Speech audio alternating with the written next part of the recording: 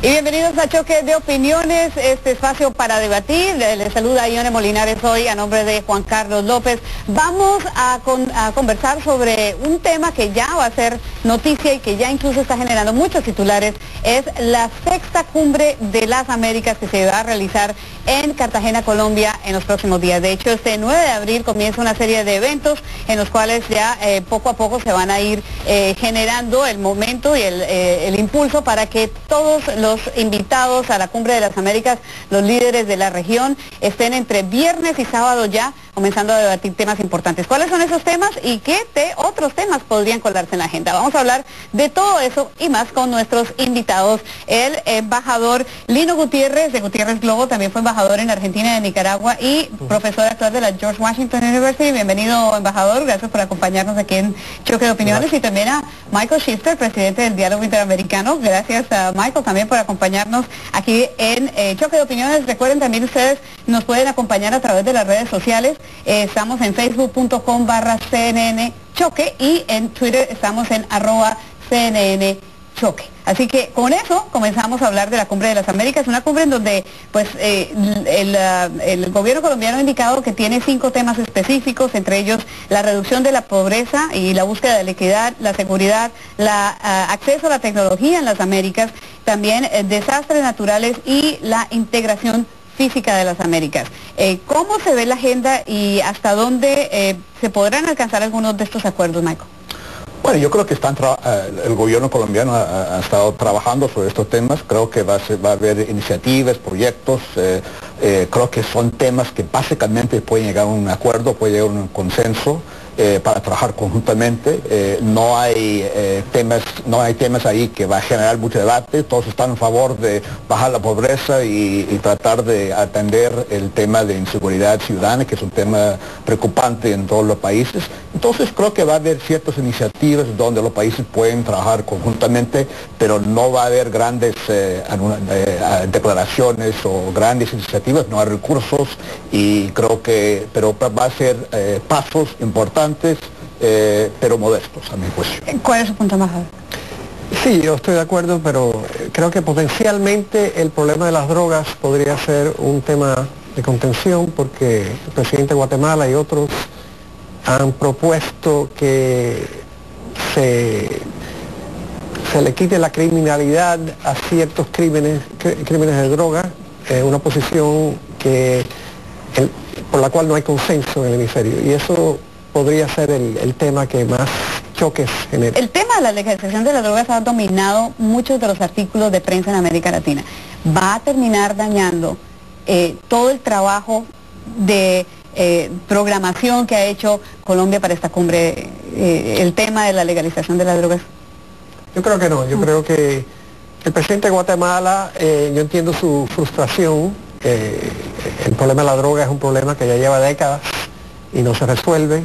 Estados Unidos ha reconocido que la demanda es importante y que tenemos parte de la culpa del problema, pero como dijo Michael, no hay consenso sobre cómo atacar esto de una manera más eficiente, pero el hecho de que se va a discutir yo creo que es significativo, y el presidente de Guatemala va a poder decirle a sus conciudadanos: yo fui allí, yo les expliqué mi punto de vista, y por ahora yo creo que eso debería ser suficiente para él.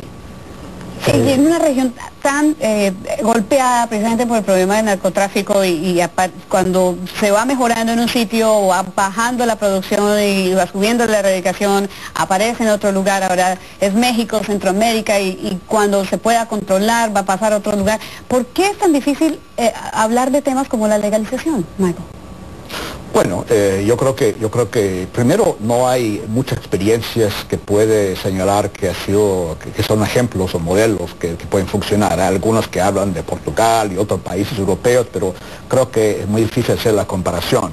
Segundo, hay un sentimiento muy conservador, y las encuestas indican, aún en países como Guatemala, donde el presidente ha salido con esa propuesta, que la opinión pública no está apoyando esa propuesta. Entonces, la gente hay un sentido moral o conservador, que la gente tiene preocupación si le digas las drogas, y esto va a crecer el consumo, que va a tener el efecto totalmente contrario. O sea, hay mucha especulación y temor de lo que podría pasar.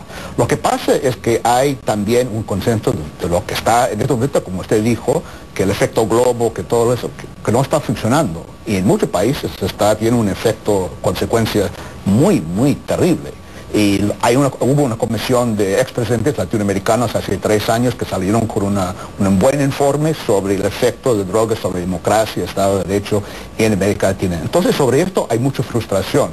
Lo que está buscando, creo, en la cumbre es abrir un debate y decir, mira, si legalizamos la droga o hacemos algunos cambios, ¿qué pasaría? ¿Qué serían las consecuencias? Vamos a por lo menos abrirnos a un debate para ver distintos escenarios posibles si tomamos algunas decisiones. No poner tampoco a Estados Unidos en la defensiva, decir, bueno, la culpa tiene todos los Estados Unidos, porque eso no va a llegar a ninguna parte. Y ha sido la dinámica por muchos años. Dinámica. Yo creo que el presidente Santos, siendo muy inteligente, está muy consciente de esto y no quiere dejar que la discusión va por ese lado. Pero tampoco no se puede evitar discutirlo, porque es una preocupación de mucha gente en la región y de muchos jefes de Estado. Y ese tema lo vamos a comentar cuando regresemos aquí en Choque de Opiniones.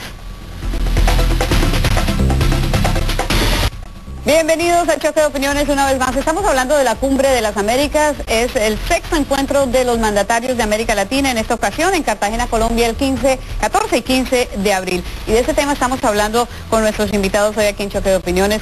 Uno de los grandes ausentes será Ecuador. De los 32 invitados van a estar, los 32 aceptaron. El presidente de Ecuador, Rafael Correa, dijo que no lo iba a hacer. Envió una carta a comienzos de abril, expresó sus puntos de vista. Y vamos a hablar con una persona que precisamente está muy cerca del presidente Rafael Correa, el señor Garo Mora, que es el secretario ejecutivo del Movimiento Alianza País. Bienvenido, señor Garo Mora, y gracias por acompañarnos aquí en Choque de Opiniones. Muchas gracias, un saludo a todos ustedes. El presidente Rafael Correa simplemente dice que no va y esgrime razones como que no cree que realmente la Cumbre de las Américas esté abierta como debe ser a una participación democrática. Háblenos un poco realmente de las razones del presidente para rechazar la invitación del presidente colombiano Santos.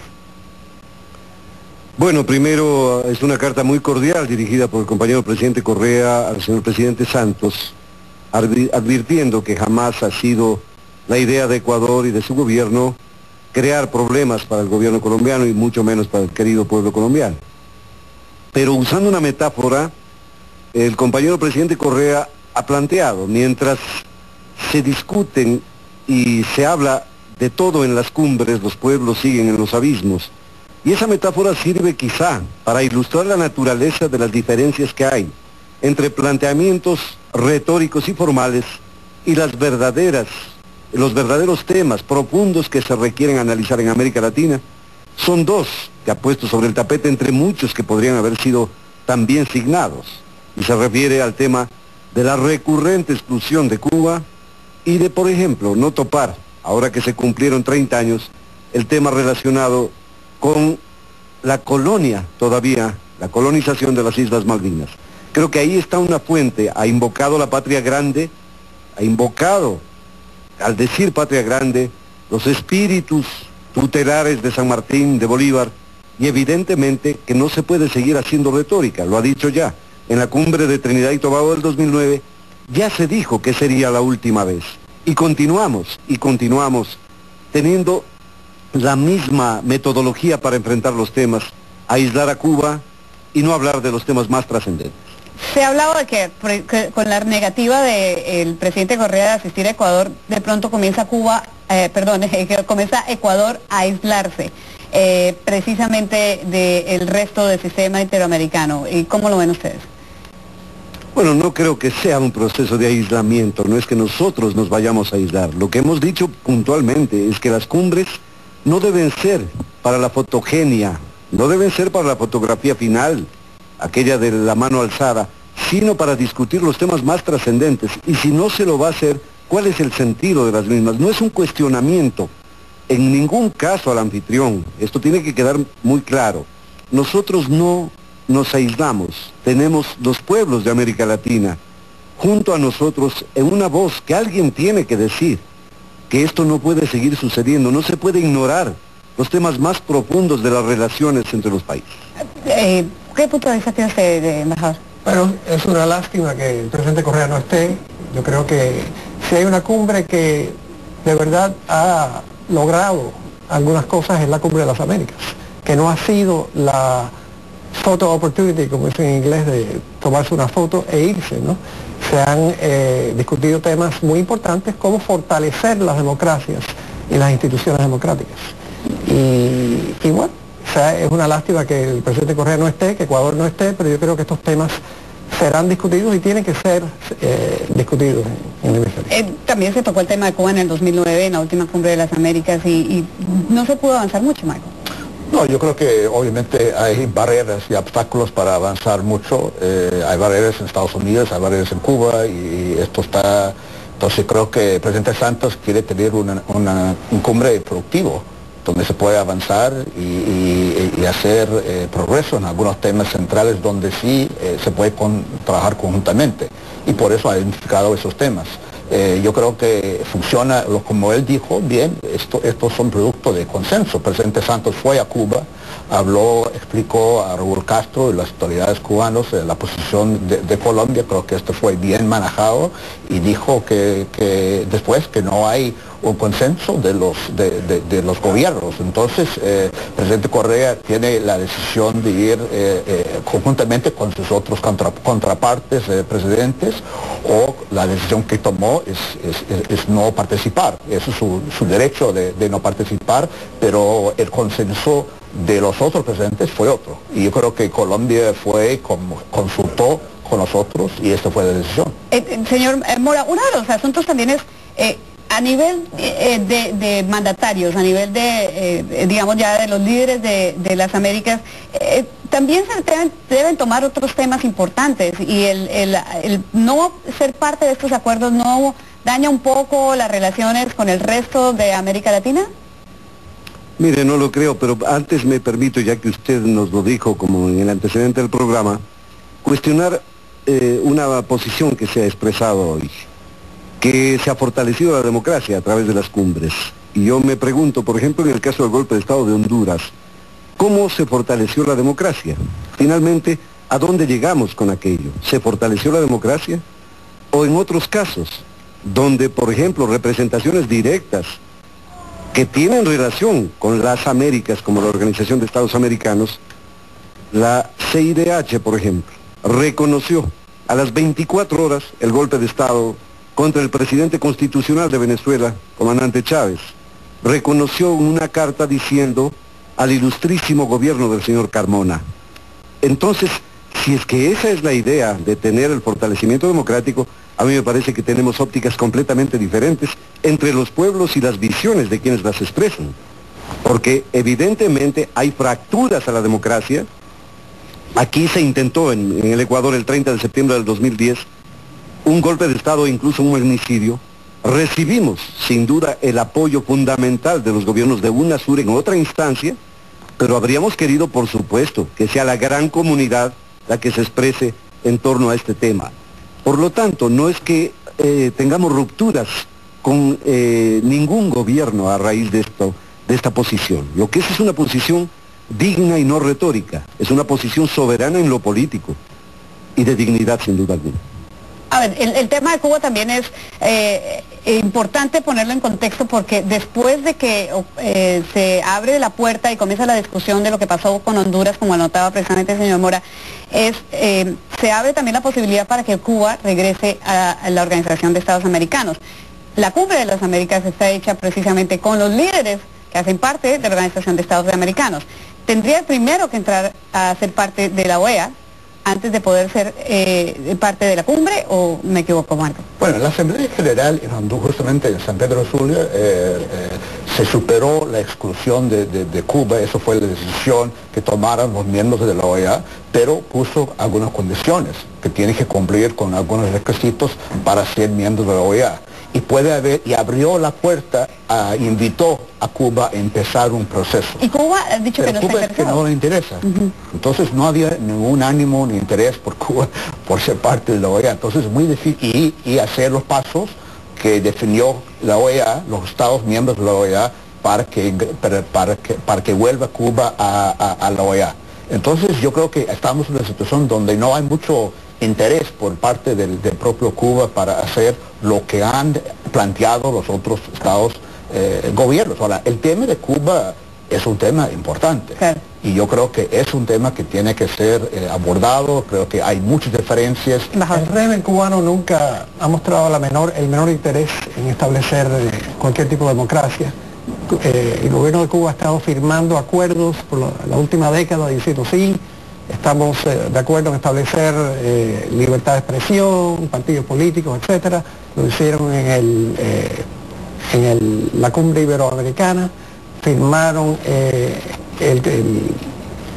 en la ONU el convenio de derechos civiles y políticos, y nunca han movido un paso para establecer un gobierno democrático, y la cumbre de 1994 ha sido una cumbre de países democráticos, y hasta que Cuba no tome estos pasos, yo creo que no tiene papel que jugar ahí. Le cedo el espacio, señor Mora. Perfecto, quiero dar un antecedente. En noviembre de 1962, el Ecuador no votó por la expulsión de Cuba de la Organización de Estados Americanos. Y es más, la posición de quien representaba al presidente de entonces fue de una crítica profunda a la política hegemónica que se llevaba entonces. Creo que discutir sobre los temas de libertad de expresión tiene que ver con la óptica que tengamos al respecto, con la óptica que tengamos de lo que significa la democracia. Por lo tanto, no hay palabras sagradas. No es que se dice mientras no hagan lo que yo decido o como yo lo quiera hacer, ahí no serán invitados. Creo que uno de los fundamentos del respeto es no intervención en los asuntos que deben ser determinados soberanamente por cada país. Y si es que hay una estructura democrática distinta a la que se ejerce en general, tiene que ser observada desde esos límites, desde esos planteamientos. El propio Papa Benedicto XVI en su visita reciente ha condenado el embargo contra Cuba. Y lo ha condenado desde la condición humanista, teniendo en cuenta y observando las inmensas diferencias ideológicas que existen entre el Papa, entre el Vaticano y el gobierno cubano. Pero aún así ha condenado desde el punto de vista profundamente humano. Nosotros no solo invocamos la condición humana o la solidaridad en general, sino el respeto a la democracia en los términos en que los pueblos deciden que esa democracia sea determinada. El pueblo del Ecuador apoya profundamente la decisión del compañero presidente Rafael Correa Delgado de no asistir a la cumbre porque no se toman, no están los temas definidos y con algún tipo de resolución del conflicto. Es decir, ¿por qué ignoramos, por ejemplo, el apoyo evidente de los Estados Unidos de Norteamérica a Inglaterra, al Reino Unido, durante el periodo de la guerra en las Islas Malvinas, rompiendo todo espíritu panamericano? Eso debe hablarse, debe ser considerado. Debemos transparentar las posiciones ideológicas para que en lo político se pragmaticen y no se ignoren. Acaba de decirlo recientemente el exsecretario de Marina norteamericano, John Lehman. Sin el apoyo de Estados Unidos habría sido muy difícil para Inglaterra vencer en esa guerra de las Malvinas. Consecuentemente, el Tratado Interamericano de Asistencia Recíproca, ¿acaso no debe ser cuestionado, no fue violado ya entonces? Creo que esos temas son los que deben ser parte de una cumbre de esta naturaleza. Sí, yo creo que hay ciertos derechos que son universales, se encuentran en la Declaración de Derechos del Hombre de la ONU, que en Cuba personas que han leído esta declaración públicamente los han arrestado y les han entrado a golpes. Así que yo creo que el mundo no puede ponerse como la avestruz, a meter la cabeza abajo de la tierra e ignorar las violaciones de derechos humanos cuando ocurren, sea en Ruanda, los genocidios, y todos tenemos que defender estos derechos, y en el caso de Cuba es lo mismo. En cuanto a la guerra de las Malvinas, Estados Unidos trató por mucho tiempo de tratar de evitar la guerra. El secretario Haig en aquella oportunidad se pasó semanas volando entre Buenos Aires y Londres tratando de lograron acuerdo para evitar la guerra. Y al fin y al cabo la Junta Argentina de aquel momento decidió no hablar con los ingleses y lamentablemente la guerra tuvo lugar. Michael, te dejo que concluyas este segmento antes de pasar a la segunda media hora. Bueno, yo creo que el 11 de septiembre de 2001 en Lima, Perú, se firmó la Carta Democrática de manera unánime, incluyó el gobierno de Ecuador. Cuando estableció la Rectoría de Libertad de Expresión en el año 98 en Santiago de Chile, también firmó el gobierno de Ecuador y firmó todos los gobiernos. O sea, cuando uno firme compromiso, es justo, creo que, hacer para que cumple ese compromiso. Es cierto que hay distintas concepciones, democracia, libertad de expresión y cada país, pero hay instrumentos, declaraciones que fueron codificados en la Carta Democrática sobre libertad de expresión, y lo que hacen los mecanismos del sistema interamericano, como Comisión, la Corte, la Rectoría, es evaluar y estudiar lo que pasa en todos los países para ver hasta qué punto se cumple con los propios compromisos de los gobiernos han tomado.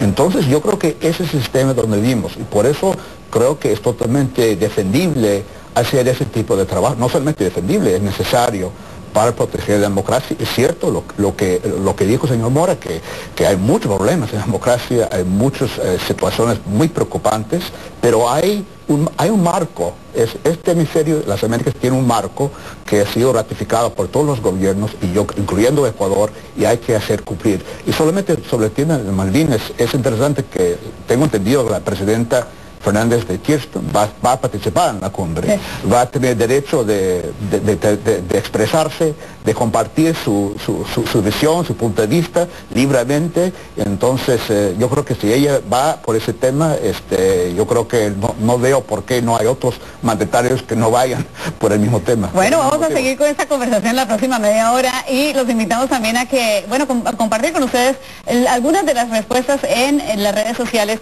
porque les preguntamos sobre el anuncio precisamente del presidente Rafael Correa de no asistir a la Cumbre de las Américas. Eso fue lo que ustedes nos dijeron. Mario Acosta: es una escena típica de Correa en su afán de protagonismo, no hay que prestarle atención. También Fernando Martínez nos comenta: adelante la solidaridad latinoamericana sin hipocresías, viva Cuba, viva Ecuador, no a la cumbre de Estados Unidos y empleados. Dángela Caviedes nos dice también: ¿para qué queremos presidentes que comulguen con la ideología comunista?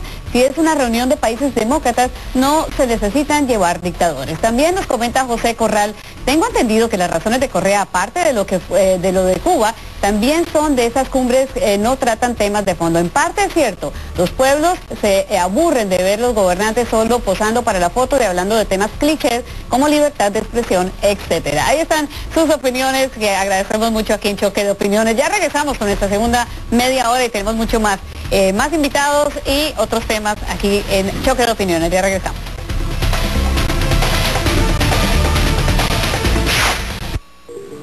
No importa dónde esté. Y bienvenidos una vez más a Choque de Opiniones. Hoy estamos hablando de la Cumbre de las Américas, que se va a realizar el próximo fin de semana en Cartagena, Colombia. Para eso nos acompañan el señor Galván Mora, que es el secretario ejecutivo del Movimiento Alianza País desde Ecuador, y también nos acompañan en el estudio Marco Shifter, presidente del Diálogo Interamericano, y el embajador Lino Gutiérrez de Gutiérrez Global, y también diplomático de carrera. Así que vamos rápidamente con algo que se nos había quedado entre el tintero en la media hora anterior. Señor Mora, el no asistir, presidente Correa, no le quita la posibilidad de presionar precisamente por esos temas que quiere ver que avancen, como Cuba, como las Malvinas.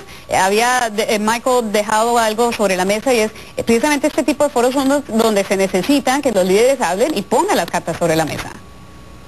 A ver, alguien decía en el debate que hay que respetar los tratados que se han firmado, y ponía el caso del Ecuador en torno a los tratados de libertad de expresión, a los tratados de derechos civiles. Yo hacía una referencia exacta a ello. ¿Por qué razón nadie dice nada respecto a la violación del Tratado Interamericano de Asistencia Recíproca, TIAR, violado por los Estados Unidos de Norteamérica en 1982 en la Guerra de las Malvinas? Yo creo que hay un punto que creo que es importante, que dice el señor More, y coincido, y es cierto, sobre todo en esta cumbre, que Estados Unidos también sea sometido exactamente los mismos criterios, los mismos estándares de todos los países. O sea, el doble estándar creo que genera mucho resentimiento. Creo que las relaciones de poder han cambiado mucho. Estados Unidos, América Latina está ganando mucho más fuerza, más poder. Estados Unidos se encuentra con muchos problemas graves, desigualdad social, otros problemas muy importantes, y estos foros yo creo que hay que ver. La pregunta es también ¿para dónde va? O sea, ¿qué espera lograr de manera concreta? Vamos a cerrar este segmento y cuando regresemos vamos a cambiar un poco la dirección del barco, hablando precisamente de la OEA, pero en relación con la Comisión Interamericana de Derechos Humanos. Así que acompáñenos porque seguimos en Choque de Opiniones. Hablando de la Cumbre de las Américas, que precisamente es una reunión de todos los países que conforman también la Organización de Estados Americanos. Hace unas semanas, hace unos días, durante las sesiones del Consejo Permanente, de las sesiones de la Comisión Interamericana de Derechos Humanos, sus periodos de sesiones, hubo una declaración alterna también del embajador de Venezuela, Roy Chatterton, que provocó pues varias cuestionamientos sobre la posibilidad o digamos el puesto que ocupa actualmente Santiago Cantón como el secretario ejecutivo del sistema o de la Comisión Interamericana de Derechos Humanos. Queremos invitarlos a ver una entrevista que precisamente concedió el señor Cantón a Juan Carlos López hace un par de días en Directo USA, y eso fue. Terminaron las sesiones de la Comisión Interamericana de Derechos Humanos en Washington y nos acompaña el secretario ejecutivo de esa comisión, Santiago Cantón. Gracias por estar en Directo USA. Hablemos primero de cómo terminó este periodo de sesiones y cuáles son los avances y retrocesos que se dan. Sí, gracias. Buenas tardes, Juan Carlos. Primero creo que es importante hablar de cómo empezó el periodo de sesiones. Empezó con una comisión por primera vez en la historia.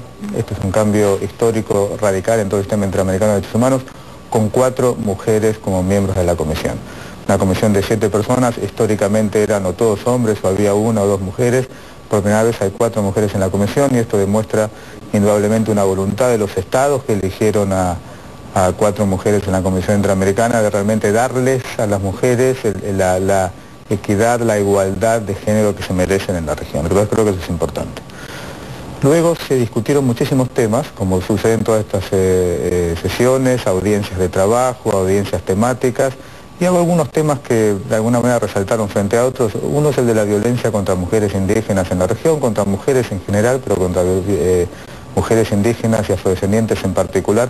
Fue algo que se resaltó en distintas audiencias. Y un tema que la Comisión ha planteado como una situación grave que se vive en los países de la región es el de los defensores y defensoras de derechos humanos. La Comisión presentó nuevamente un segundo informe sobre la situación de defensores y defensoras en la región y plantea que la situación ha empeorado, no ha mejorado. Desde el último informe de hace 5 años la situación está peor. Hay más asesinatos de defensores y defensoras, más amenazas, ejecuciones extrajudiciales, y los estados deben tomar acciones concretas y rápidas para evitar que esta situación siga ocurriendo, debido a que son la primera línea de defensa para millones de personas en toda la región. La semana pasada se dieron estas sesiones, estas audiencias, vinieron de muchos países a hablar de sus temas, pero ese no fue el principal tema en los medios. Quiero que escuchemos las declaraciones del embajador de Venezuela ante la OEA, Roy Chatterton, que lo menciona a usted y menciona al secretario general José Miguel Insulza. El secretario general se comprometió a prescindir de los servicios del señor Santiago Cantón por sus características especiales. Y a cambio del apoyo, Venezuela le dio un apoyo y bueno, ese apoyo valió un voto, pero como ganó por un voto el señor Insulza, podríamos pensar que de alguna manera las gestiones que hicimos en su momento, más nuestro voto propio, ayudaron. Yo creo que hoy me arrepiento, quizás habría sido mejor apoyar al mexicano Derbez. Dice el embajador Chatterton, lo dijo ante este auditorio, que el secretario general José Miguel Insulza negoció su salida como parte del acuerdo para llegar a la Secretaría General. ¿Cuál es su reacción? En primer lugar, si esas declaraciones son sumamente graves, si esas conversaciones existieron y se actuó consecuentemente, implica una suma gravedad y un fraude enorme para los estados del hemisferio, porque se está atentando contra la independencia y autonomía de la Comisión Interamericana de Derechos Humanos, que es el valor principal que hemos visto que todos los estados han planteado constantemente y que ha sido clave para el éxito que ha tenido la Comisión durante 50 años. Entonces creo que lo importante en primer lugar es, en caso de que hayan existido, es sumamente grave y se debería por lo menos averiguar qué fue lo que pasó y evitar que estas cosas, en caso de que existieron, vuelvan a ocurrir. Pero sí creo que es importante dejar algo muy claro.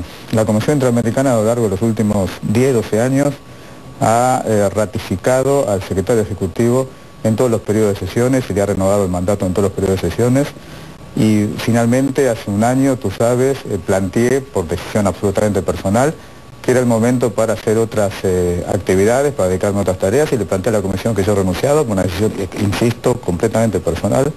Y hoy en día tengo el honor y el orgullo de informar que dentro de unos meses voy a comenzar a dirigir una fundación, un centro de derechos humanos de la Fundación Robert Kennedy aquí en Washington, y seguir trabajando en esta materia por los próximos años aquí también desde Washington.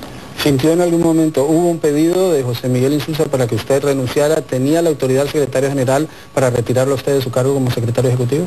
No hubo hubo un proceso durante varias discusiones entre la Comisión Interamericana, los estados, la Secretaría General, para buscar formas de lograr una reforma reglamentaria que permita una mayor precisión en la forma de elegir al secretario ejecutivo y secretaria ejecutiva.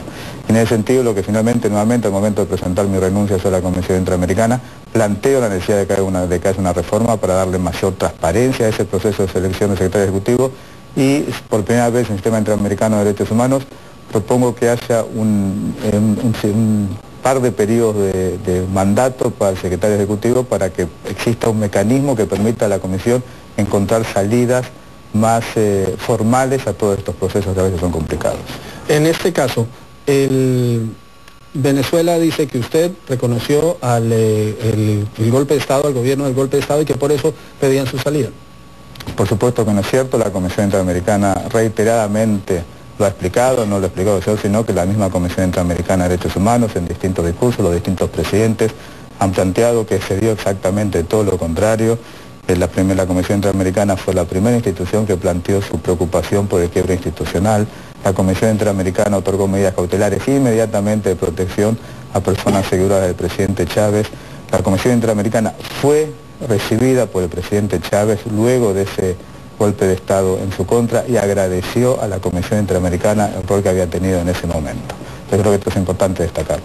¿Cómo fue su relación con el secretario general Insulza y qué tanto ha cambiado la institución y el trabajo que hacen ustedes desde que él está al frente del organismo? Se tiene una buena relación, como debe ser, de profesional, cumpliendo él sus funciones, yo mis funciones, y se ha trabajado en ese sentido. No hay ninguna queja con respecto a todos los aspectos procedimentales y formales que hemos trabajado conjuntamente sin ningún inconveniente.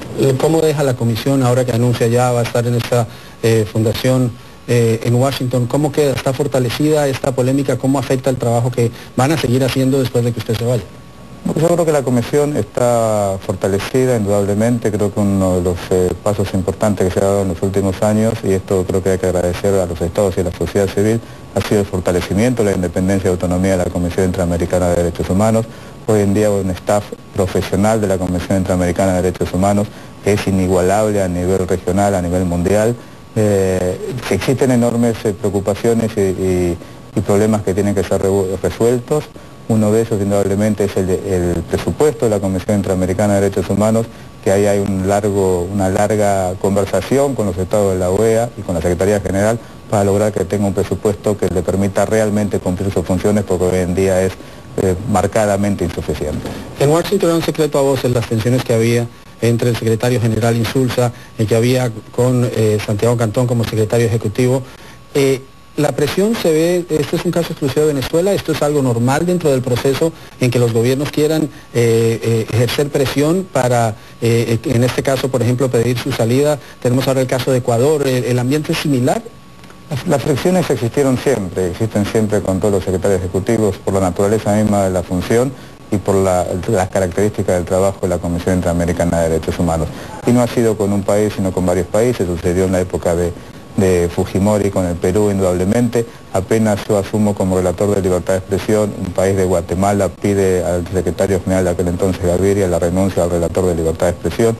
Siempre han existido fricciones y van a existir fricciones. Lo importante es que la Comisión Interamericana actúe con autonomía e independencia y responda en la manera que respondió en el caso mío, respaldando y renovando la confianza en todos los periodos de sesiones, y que la Secretaría General también apoye esa independencia y autonomía para garantizar que el trabajo que ha hecho la Comisión Interamericana a lo largo de los últimos más de 50 años, que ha tenido un impacto extraordinario en los países de la región, modificando constituciones, modificando leyes, liberando a personas, declarando responsables a los estados por las violaciones masivas y sistemáticas de los derechos humanos que ocurrieron en la década del 70 y que continúan ocurriendo hoy en día en algunos países. Es fundamental que se respete la independencia y autonomía de derechos humanos. El día que esa independencia y autonomía no se respete, sería gravísimo para la protección de los derechos humanos de todos los habitantes del hemisferio. Y creo que es importante destacar que en ese sentido la Comisión Interamericana de Derechos Humanos es reconocida universalmente como el mecanismo regional de protección de derechos humanos más importante y el que más impacto tiene en todo el mundo. Para terminar, ¿el secretario general en algún momento le pidió que se fuera? Hemos tenido distintos tipos de conversaciones. En ningún momento él podría haber decidido, llegado el momento, ejercer su rol de secretario general y hacer cumplir con eso, y no lo ha hecho. Hemos tenido distintos tipos de conversaciones, pero lo que siempre se buscó es buscar un mecanismo que permita procedimientos de funcionamiento y de selección de la Secretaría Ejecutiva de la Comisión Interamericana de Derechos Humanos que garanticen esa independencia y autonomía. Sobre la posibilidad del voto, el argumento que da el embajador de Venezuela, la oficina del secretario Insulza respondió desmintiendo rotundamente las declaraciones, dice él, que formulara el representante de Venezuela ante la OEA y para cualquier compromiso o un voto en lugar de buscar la renuncia o la salida del señor Cantón. Insulza recordó que en el 2005, cuando aún se desempeñaba como ministro de Interior de su país, viajó a Caracas, donde fue recibido por el presidente Hugo Chávez, quien públicamente anunció el apoyo de Venezuela a su candidatura para la Secretaría General de la OEA. El presidente Chávez jamás le formuló requerimiento alguno a este respecto. Por su parte, el entonces ministro ignoraba quién era el secretario ejecutivo de la CIDH. Así que de una vez pide que se diga la verdad, la oficina del secretario José Miguel Insulza. Michael. Bueno, esto obviamente no tengo información al respecto de lo que fue conversado. Lo importante de todo esto, a mi juicio, es que es un tema muy serio. El tema del sistema interamericano de derechos humanos es lo mejor que tiene la OEA. La OEA está en un momento difícil, muy cuestionado por distintos sectores, no es de izquierda, de derecha, o sea, yo creo que hay un cuestionamiento general. Y la parte que tiene más credibilidad es la parte de la comisión, la corte, la bilatería.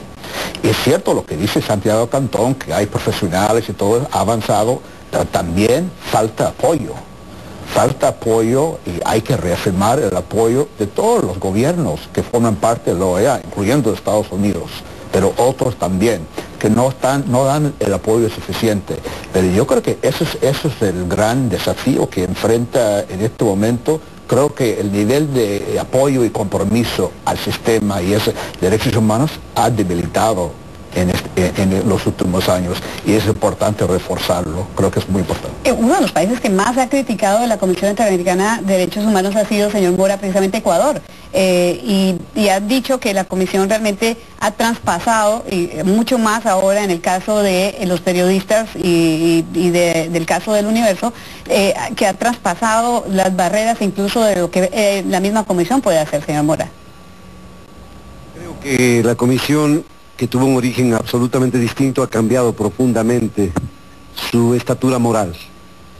De Rómulo Gallegos de Venezuela, de Gonzalo Escudero de Ecuador, de Susana Vilarán del Perú, miembros de esa comisión, creemos que hoy esa representatividad no existe.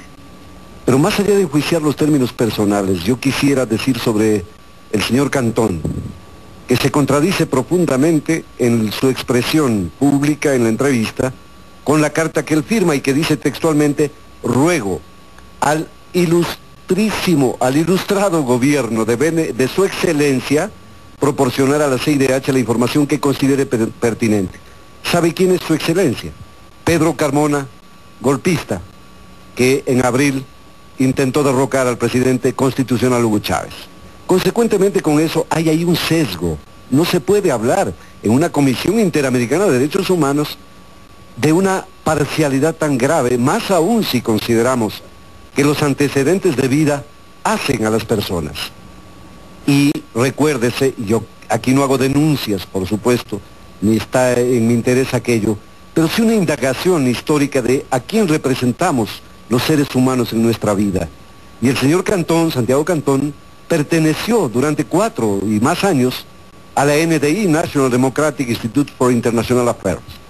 Creo que es necesario indagar para qué se creó ese instituto, Pero con qué objetivos y por qué razón Venezuela ha sido muy fuerte en las acusaciones contra el señor Cantón. Sobre declaraciones específicas del embajador no voy a pronunciarme porque eso es una política soberana internacional de Venezuela.